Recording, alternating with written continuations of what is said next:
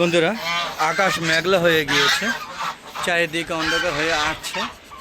তো ঠিক প্রতিদিনের মতো আজও হাঁস মুরগিগুলোকে দেখতে ছাদে চলে আসলাম এই 10টার দিকে। আসসালামু আলাইকুম রহমতুল্লাহি আবরাকাতুহু। আলাদা গ্রুপ পক্ষ থেকে ছাদ বাগানের সবাইকে স্বাগতম। বন্ধুরা দেখতে পাচ্ছেন, এটা আমার ছাদের দ্বিতীয় অংশ। আমার টোটাল ছাদটাকে আমি দুইটা ভাগ করেছি, আর ছাদের উপর আবার আরেকটা ছাদ আছে। হ্যাঁ, এইটাকেও দুইটা ভাগ করেছি, মানে চিনের চাল, ছাদের যে চালাটা আছে সিঁড়িগোড়ার চাল, এটাকে একটা করছি, আর এই সাইডে একটা, দুইটা, এই টোটাল চারটার মধ্যে চারটা ভাগে আমি গাছপালা লাগিয়েছি, আপনারা দেখতেই পাচ্ছেন। পাশাপাশি একটা অংশে গাছ কম লাগিয়ে, ছাদের দ্বিতীয় অংশ কম লাগিয়ে এখানে হাঁস মুরগি লালন পালন করি উন্মুক্ত অবস্থায়। আপনারা দেখতে পাচ্ছেন এখানে আমার বিভিন্ন ধরনের হাঁস আছে। চীনা হাঁস আর রাজহাঁস মূলত আমি পালি। চীনা হাঁস এই পানিতে খুব একটা থাকতে পছন্দ করে না, তাই এই ছাদের জন্য চীনা হাঁস বেস্ট। বাট রাজহাঁস, হ্যাঁ, এগুলো আসলে ছাদের মধ্যে পালাটা টোটালি বেস্ট না। হ্যাঁ, আমি পালির শখের বশত আর অভ্যস্ত হয়ে গিয়েছি।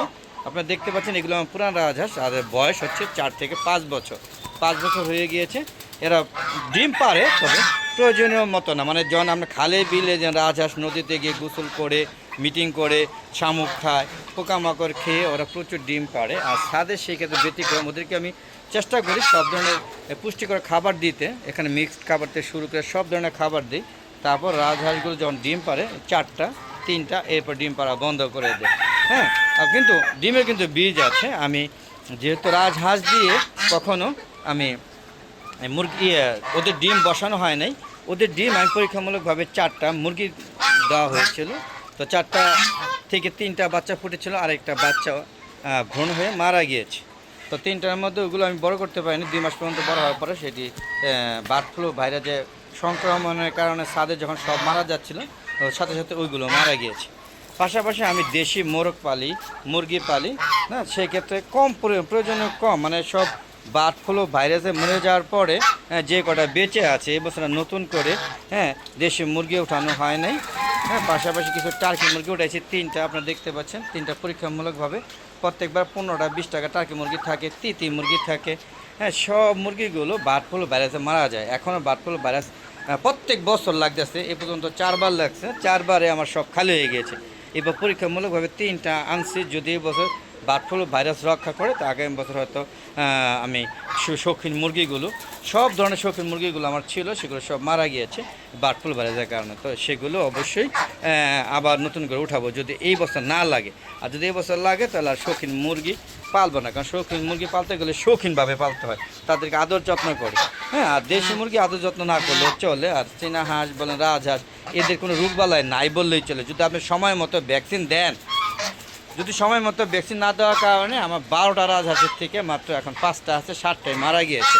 আর আমি এই বছর সময় মতো ভ্যাকসিন দেওয়ার কারণে, গত বছর সময় মতো ভ্যাকসিন দেওয়ার কারণে আমার রাজহাঁস, আমার চীনা হাঁস কিন্তু এখন আর মারা যায় না। চীনা মাছ 2-1টা মারা গিয়েছে, সেগুলো অন্য কোনো কারণে, কিন্তু রোগ বালাই হচ্ছে না। তার মানে আমি বলতে চাচ্ছি, ছাদে হাঁস মুরগি পাললে আপনি ডিম পাবেন না, প্রয়োজনীয় ডিম পাবেন না, হয়তো অল্প পরিমাণে ডিম পাবেন হাঁসে, কিন্তু সেক্ষেত্রে মাংসের চাহিদাটা খুব সুন্দরভাবে পূরণ হবে। পাশাপাশি রাজহাঁসের সেম ডিম পাবেন 2টা-3টা সারা বছরে, 4টা বা 6টার বেশি পাবেন না, কিন্তু মাংসের চাহিদা পূরণ হয়ে যাবে।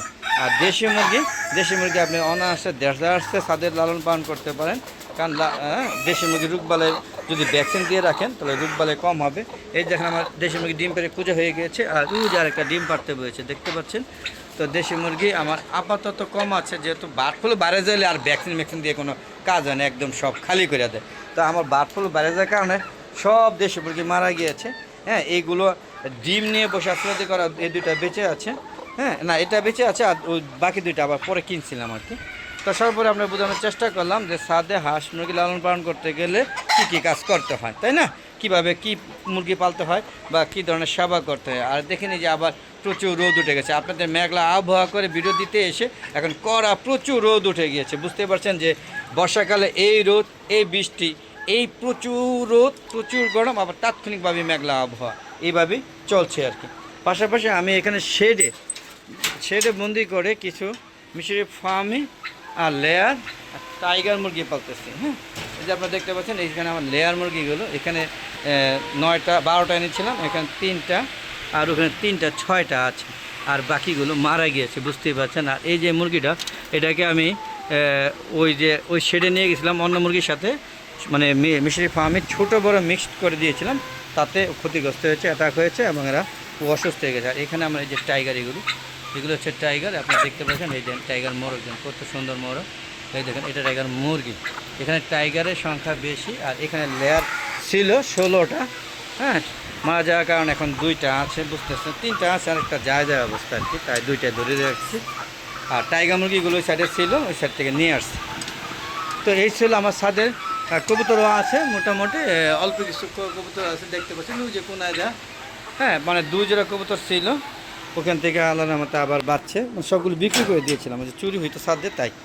তো বন্ধুরা, আমার ভিডিও যদি ভালো লাগে অবশ্যই আমার চ্যানেলটাকে সাবস্ক্রাইব করে পাশে বেল আইকনটা ক্লিক করে দিবেন, তাহলে আমি যখন ইউটিউব চ্যানেলে ভিডিওগুলো আপলোড করে থাকি না কেন, 4টা, সোয়া 4টা, 4:30টার মধ্যে তাৎক্ষণিকভাবে আপনাদের ইউটিউব চ্যানেলে নোটিফিকেশন আগে আপনাদের, হ্যাঁ, এই মজা ভিডিওগুলো উপভোগ করতে পারে। আর বন্ধুরা, আমার একটা ফেসবুক পেজ আছে, মিজান এগ্রো বিডি, ফেসবুক পেজটাকে প্রথমে ফলো দিবেন, ফলো দিয়ে সম্পূর্ণ ভিডিও দেখে তারপরে সুন্দরভাবে, হ্যাঁ, মতামত দিবেন এবং শেয়ার করে সবাইকে দেখার সুযোগ করে দেবেন। এই দেখেন রাজহাঁস কিন্তু মিটিং করছে, হ্যাঁ, তো আমার রাজহাঁসগুলো ডিম পাচ্ছে, এখন ডিম পাচ্ছে, এই বছরে প্রথম ডিম দিয়েছে। দেখেন রাজহাঁস মিটিং করে, দেখতে পাচ্ছেন, হ্যাঁ, এরা মিটিং করতেছে, তবে হ্যাঁ এরা ডিম পারে, যে আমার রাজহাঁস কিন্তু ডিম পাওয়া শুরু করছে। হ্যাঁ, যারা আমার রাজহাঁস নিতে চাচ্ছেন, ডিম নিতে চাচ্ছেন, তারা অবশ্যই আমার সাথে কমেন্ট বক্সে লিখে পাঠাবেন। আর যদি কেউ চীনা হাঁস খেতে দিব না, পালতে দিব, যদি কেউ, আমি খাওয়া টোটালি পছন্দ করি না, শখের জিনিস, যদি কেউ রাজহাঁস, চীনা হাঁস আমার কাছ থেকে নিয়ে পালতে চান শখে, ছাদে অথবা খামারে,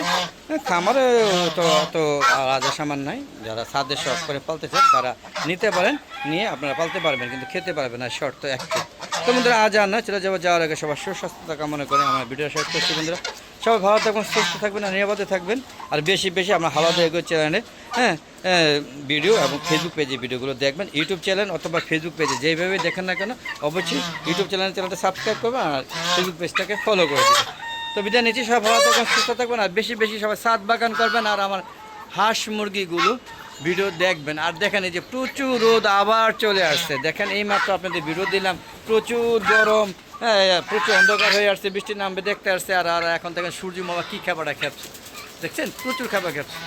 তো বিদায় নিচ্ছি, সবাই ভালো থাকবেন, সুস্থ থাকবেন, নিরাপদে থাকবেন। আসসালামু আলাইকুম ওয়া রাহমাতুল্লাহি ওয়া বারাকাতুহু। বন্ধুরা, মজার ভিডিও যদি দেখতে চান তাহলে অবশ্যই হালাদা এগুলো আমার ফেসবুক পেজের সাথে থাকতে হবে।